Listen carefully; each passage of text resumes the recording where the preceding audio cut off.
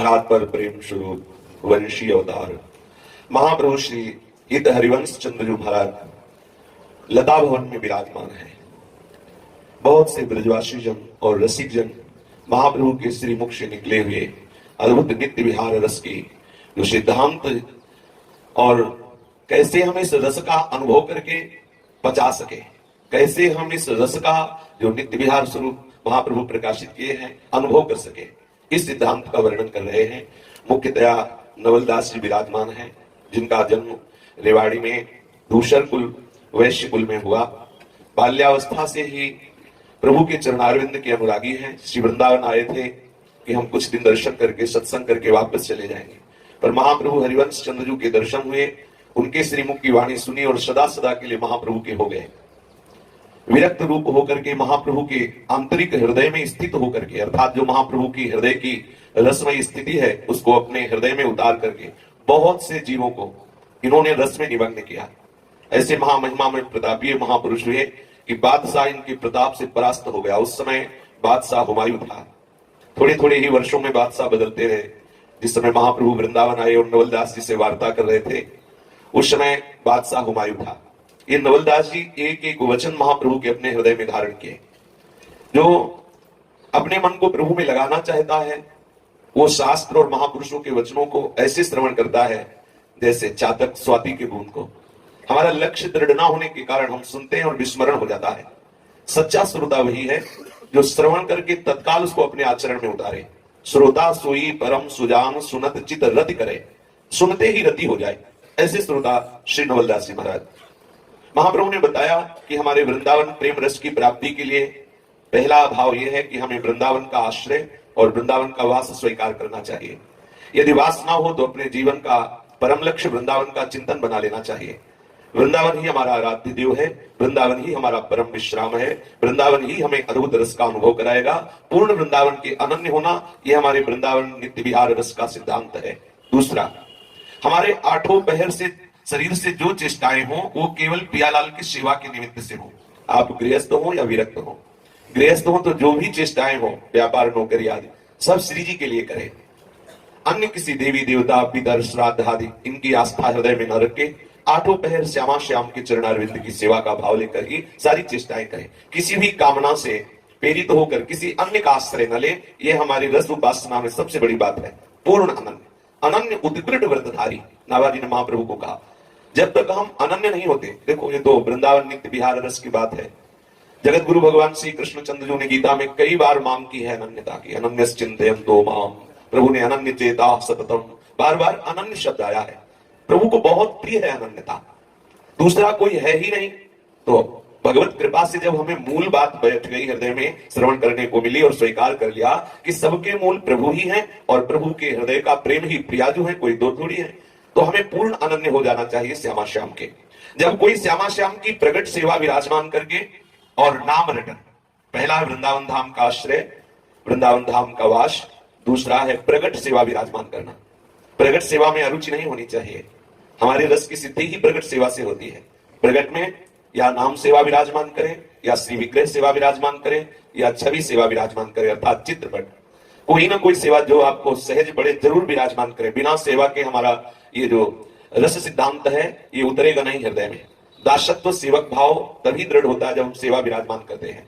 कोई निर्गुण निराकार की उपासना तो है नहीं, अपनी तो लाडली लाल की उपासना है। तो इस उपासना में प्रगट सेवा का बहुत महत्व है।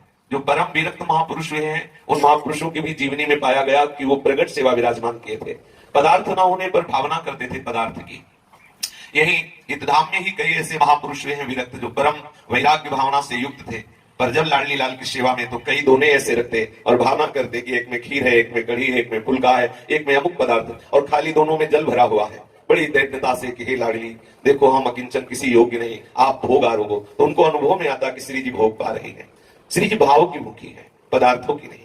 प्रगट सेवा में कोई धन की आवश्यकता नहीं। जिनके धन है तो खूब राजोचित उपचार से सेवा करें, जिनके पास नहीं है तो भाव के द्वारा करें। छवि विराजमान कर ली, सुंदर कोमल वस्त्र से पोंछ दिया, जो पाने के लिए आया उसे श्री जी को पवा के पा लिया, और पदों के द्वारा सेवा पूर्ण करते हैं। भोग लगाना है तो पदगान कर रहे हैं। हमें श्री जी की श्रृंगार आरती करनी नहीं है, घी बत्ती, तो हमने हाथ में भावना की कि सुंदर थाल में हम आरती सजाए हुए हैं और पद गा करके आरती कर रहे हैं, श्री जी की सेवा हो रही है। आवश्यक नहीं कि पदार्थ हो, पदार्थ के बिना भाव से युक्त होने पर पूर्ण सेवा मानी जाती है, और भाव ना होने पर, सब पदार्थ होने पर वो अपूर्ण सेवा मानी जाती है। प्रधानता सेवा में भाव की है। हमारा सेवक भाव पुष्ट होता है, और प्रगट सेवा में बहुत बड़ा लाभ यह मिलता है कि हमारी मानसिक सेवा प्रारंभ हो जाती है। प्रगट सेवा से मानसिक सेवा। अब प्रगट सेवा के साथ साथ नाम जपने का भी अभ्यास होना चाहिए। महाप्रभु ने बताया कि यदि हम सतत नाम जप करेंगे तो नामी का रूप प्रकाशित होने लगता है। ये जो हम नानात्व में मायाकृत नाम रूप में फंसे हुए हैं, इससे हटाने की सामर्थ्य नाम भगवान में है। यदि हम भाव के द्वारा नाम जप करें और नाम का चिंतन करें तो कुछ ही दिनों में आप देखेंगे बड़ी सुंदर सुंदर नामी की छवियां, झांकी आने लगेगी। आती है, आप ऐसा करके देखिए। यदि नहीं आ रही तो अभी वो अनर्थ की निवृत्ति कर रहा है नाम। ऐसा मत समझे कि व्यर्थ में समय जा रहा है। आप नाम रटन रोके ना, नाम रटन करते रहे तो नाम आपके हृदय में जो संस्कार अनर्थों के हैं, अशुभ के हैं, वासना के हैं, उनका नाश करके प्रियालाल की सुंदर झांकी, सुंदर छवि प्रकाशित कर देगा। और जहां प्रियालाल की छवि प्रकाशित हुई तहां देह भाव नष्ट होने लगता है। धीरे धीरे देह भाव क्षीण होने लगता है। जैसे जैसे रूपा शक्ति बढ़ती है वैसे वैसे भाव देह का अंदर प्रादुर्भाव होने लगता है। देखो, प्रगट सेवा और नाम जप, श्री वृंदावन धाम का वास, यह आश्रय, ये हमारे वृंदावन नित्य विहार रस की प्राप्ति का साधन है। वृंदावन धाम का अखंड वास हो तो कहना ही क्या। यदि ना हो पावे तो आश्रय, फिर प्रगट सेवा को विराजमान करके आठों पहर सेवा की भावना करना। ये भावना नौकरी व्यापार करते समय भी हो सकता है। आप जहां भी हैं, जैसी भी स्थिति में हैं, माने कि हम श्री जी की सेवा में हैं और कुछ क्षण के लिए एकांत चित्तवृत्ति करके प्रियालाल को आप उसी समय उस प्रहर की सेवा कर सकते हैं। नाम रटन के प्रभाव से जब छवि आने लगती है तो छवि के प्रभाव से देह भाव क्षीण होने लगता है। ये देह भाव ही बाधक है परमानंद की अनुभूति में। जैसे जैसे हमारी प्रेम सौंदर्यमयी प्रियाजू के और लालजू के श्रीअंगों में आंतरिक दृष्टि जमने लगती है, वैसे वैसे संसार का और शरीर का चिंतन छूटने लगता है। जैसे जैसे शरीर संसार का चिंतन छूटता है वैसे ही हमारे भाव देह का प्रादुर्भाव, जो सहचरी वपु है, अनुभव में आने लगता है। जैसे हम स्वप्न देह में जब होते हैं तो जागृत देह का भान नहीं होता और स्वप्न देह के अभिमान से युक्त होकर सारी क्रियाएं होती है। और ये जो सहचरी वपु है, इसमें जागृत होते हुए भी, वो बाहरी चेष्टाएं करते हुए भी संसार के चिंतन और शरीर के चिंतन से रहित होता है। यह है आश्चर्यमयी बात। इस स्वप्न के देह में तो जागृत देह का भान नहीं रहता, पर सहचरी देह का जब अनुभव होता है तो बाहर चेष्टाएं यथावत होती रहती है। बाहर की क्रियाओं में कोई अंतराय नहीं आएगा, वो वैसी क्रियाएं होंगी, पर वो शरीर संसार के चिंतन से रहित अपने स्वरूप में स्थित होगा। ये सामर्थ्य होती है उस स्वरूप में। देव ही उसके हृदय में सहचरी वपु का प्रादुर्भाव हुआ। बस जीवन मुक्त महापुरुषों के लिए भी जो सुख दुर्लभ है वो उसके नेत्रों में झलकने लगता है। जो शरीर धर्म में भूख प्यास, जन्मना मरना, मान अपमान, निंदा स्तुति आदि के द्वंद्व हैं, इन सबसे वो मुक्त हो जाता है। बहुत सहज सरल साधन है। क्या चला जाता है प्रगट सेवा में? हमारे शरीर में जितनी जितनी आवश्यकताएं जो भी हैं, वो अगर हम भगवत अर्पित करके करें तो और सरस और कृपा में हो जाएगा। प्रभु को कुछ चाहिए नहीं, प्रभु को तो आपका भाव चाहिए। आपको वस्त्र नहीं पहनना है, आप पहले श्री जी को अर्पित करके फिर पहन लीजिए। पहनना आपको ही है, अब आपकी उपासना बन गई। आपको जल पीना है, प्रभु को अर्पित करके पी लीजिए। पीना आपको ही है, पर वो प्रसाद बन गया और आपकी उपासना बन गई। प्रगट सेवा अति अनिवार्य है। अपनी इस वृंदावन रस के लिए बिना प्रगट सेवा के जो प्रमाण करते हैं कि हम तपस्या और भजन के द्वारा कर लेंगे, तो अहम पुष्ट होता रहता है, सेवक भाव पुष्ट नहीं होता। सेवक भाव पुष्ट होने के लिए अति अनिवार्य प्रगट सेवा है। इसी से मानसिक सेवा होती है। जिसकी मानसिक सेवा होने लगती है तो मानसिक सेवा में ऐसा नहीं कि उसे भावना करनी पड़े। जब मानसिक सेवा पुष्ट हो जाती है तो दृष्टि गोचर होता है आराध्य देव का समस्त विलास, उसका नित्य लीला में प्रवेश हो जाता है। उसी मानसी देह से ही साक्षात श्रीअंगों की सेवा का अधिकार प्राप्त कर लेता है। बहुत महिमा में दुर्लभ बात है। प्रगट सेवा जरूर करें। कोई भी उपासक ऐसा ना हो जिसकी दिनचर्या में हमारी श्री जी की प्रगट सेवा ना हो, ऐसा महाप्रभु ने वर्णन किया। नित्य प्रेम के नवीन रूप का प्रत्यक्ष परिचय बिना सेवा के नहीं हो सकता। बुद्धि लगाने से नहीं होगा। कोई बुद्धि के द्वारा सोचे कि हम चिंतन करें श्री जी का ऐसा रूप है, तो बुद्धि की सामर्थ्य नहीं है। प्रगट सेवा करते करते और नाम जप करते करते श्री जी कृपालु हो गई और हमारे हृदय में स्फुरित होने लगती है। ये बुद्धि से परे की बात है। कोई सोचे सेवा न करें, वाणी जी का गायन न करें, नाम जप न करें और हम बुद्धि के द्वारा भावना कर लें कि श्री जी ऐसी, तो नहीं हो सकता। बुद्धि में इतनी सामर्थ्य नहीं है। रसमय धाम, रसमयी समस्त सृष्टि और परम रस स्वरूप प्रियालाल, ये अलौकिक है। इस लौकिक दृष्टि से, लौकिक बुद्धि से, लौकिक मन से हम अनुभव नहीं कर सकते। तो हम जब श्री जी की सेवा और नाम जप करते हैं तो हमारी मन, इंद्रिय आदि वृत्तियां सब अलौकिक होने लगती है। नाम का रंग चढ़ता है, ये सब दिव्य होने लगती है। अभी प्राकृतिक है तो प्राकृतिक शोभा देख सकती है। दिव्य शोभा को देखने के लिए इनमें दिव्यता आनी चाहिए। सेवा और नाम जप से दिव्यता आती है। सेवा से अहंकार नष्ट होता है, नाम जप से समस्त आवरण मल विक्षेप का नाश होकर के प्यारी जो हृदय में प्रकाशित हो जाते हैं।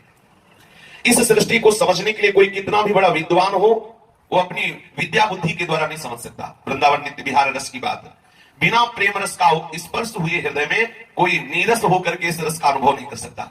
अर्थात कोई समस्त वेदों का ज्ञाता, पुराणों का ज्ञाता हो, समस्त कर्मकांड में प्रवीण हो, तो भी वो हमारे वृंदावन नित्य रस का अल्पज्ञ ही माना जाएगा। तभी अनुभव में आएगा जब वृंदावन वास, वृंदावन रज का सेवन, श्री प्रियालाल की प्रगट सेवा, नाम जप, फिर मानसिक सेवा में प्रवेश, तब अनुभव में आने लगेगा कि वृंदावन रस क्या है। नित्य विहार सेवा में जब मानसिक सेवा का प्रादुर्भाव होता है तो प्रत्यक्षवत अनुभव में आता है। ऐसे प्रश्न करते हैं कभी कभी कोई कि हम मानसिक सेवा कैसे करें, हम मानसिक सेवा में क्या भोग लगावें, ये सब बातें करने की नहीं है। पहले प्रगट सेवा में रुचि करो, नाम जप में और श्री वृंदावन का आश्रय रज सेवन, तब आपके हृदय में मानसिक भावना बनने लगेगी। और ऐसी बनती प्रत्यक्षवत, जैसे हम जागृत में सेवा करते हैं, ऐसे आंख मूंद कर बैठे हैं लेकिन मानसिक सेवा हो रही, शरीर की चेष्टाएं अन्य क्रियाओं में लगी लेकिन मानसिक सेवा हो रही। यहां तक देखा गया है कि बाहरी व्यवहार करते हुए भी मानसिक सेवा में मगन रहे, ऐसे महापुरुषों को पाया गया है कि व्यवहार की चेष्टाएं हो रही हैं और उनका मानसिक सेवा चल रहा है, श्री जी की सेवा में वो लगे हुए हैं। प्रत्यक्षवत ऐसा प्रेम का प्रकाश होता है कि युगल को प्रत्यक्षवत अनुभव करके, प्रत्यक्ष श्री अंग का श्रृंगार, अपने इन्हीं कानों से युगल के मधुर वचनों को सुनता है, अपनी नासिका से युगल के श्री अंगों की सौरभ को सूंघता है, इन्हीं हाथों से वो श्री अंगों का श्रृंगार करता है, मन वाणी एकत्र करके वो महारस में डूबता है। ऐसी मानसिक सेवा होती है। ऐसा नहीं कि केवल कोरी भावना कर रहा है, सामने आराध्य देव विराजमान है, श्रीअंगों की साक्षात स्पर्श सेवा का अनुभव हो रहा है, श्रीअंगों की जो सौरभ है वो अनुभव में आ रही है और ऐसे दिखाई दे रहा है जैसे हम आपको देख रहे हैं, ऐसे वो मानसिक भाव देह से प्रियालाल के समीप विराजमान रहता है। बड़ा अद्भुत प्रभाव मानसिक सेवा का है, पर वो आएगा पहले प्रगट सेवा के ही भाव से। निश्चय वो सहचरी पद को प्राप्त हो जाता है और इन्हीं नेत्रों से सब सुख को देखता है। इंद्रियां जब प्रेममयी प्रगट सेवा के अतिरिक्त और कोई क्रिया स्वीकार नहीं करती तो प्रत्येक सेवा महासुख की वृद्धि करने वाली बन जाती है। इंद्रियों के सामने संसार का सारा स्वरूप नष्ट हो जाता है, अर्थात कोई भी दृश्य उसे दिखाई नहीं देता। एकमात्र प्रेमोल्लास और प्रियालाल विराजमान है, उन्हीं को रिझाने की, कभी गायन कर रहा है, कभी सेवा में मगन है, कभी नृत्य कर रहा है, कभी चिंतन कर रहा है। एक क्षण भी उसका श्यामा श्याम के सिवा कहीं और कुछ है ऐसा बोध नहीं रह जाता। कितनी बढ़िया स्थिति आ जाती है। बहुत सरल सहज उपासना है, बहुत सहज सरल है। अपने लोग क्या है कि सहज सरल हो नहीं पा रहे हैं। प्रियालाल की सेवा में क्या जाता है, मानो जो गृहस्थ हैं उनको तो बहुत प्रकार की झंझटें संसार की हैं, तो उनके लिए सरल बात है वो मान ले कि प्रियाजू की सेवा के लिए ही हम ये सब कर रहे हैं, तो वो अधर्म होगा नहीं और भावना बनने लगेगी। और जो विरक्त है उनके लिए तो समय ही समय है, केवल प्रियालाल की सेवा, और उसी सेवा में पदगायत करके उनको रिझा रहे हैं, उनके सामने नृत्य कर रहे हैं, उनको दर्पण दिखा रहे हैं, उनको जवर कर रहे हैं, उनको भोग पवा रहे हैं। आठों पैर उन्हीं में लगे तो चिंतन फिर उन्हीं का होने लगेगा, संसार का दृश्य खत्म हो जाता है और महासुखमयी वृत्ति प्रकट हो जाती है। यदि इंद्रियां विषयों का चिंतन ना छोड़े और भाव सेवा में स्थिर ना हो तो उपासक के हृदय में तत्सुख भाव आएगा ही नहीं। वो विचरण संसार में करता रहेगा, बैठा सेवा में रहेगा, दिखाई देगा कि सेवा में बैठा लेकिन विचरण संसार में करता रहेगा। प्रगट सेवा साथ में नाम जप और सावधानी की विषयों का चिंतन ना होने पावे, अगर हो भी तो तत्काल उसमें भगवत भावना कीजिए तो वो भी भजन बन जाएगा।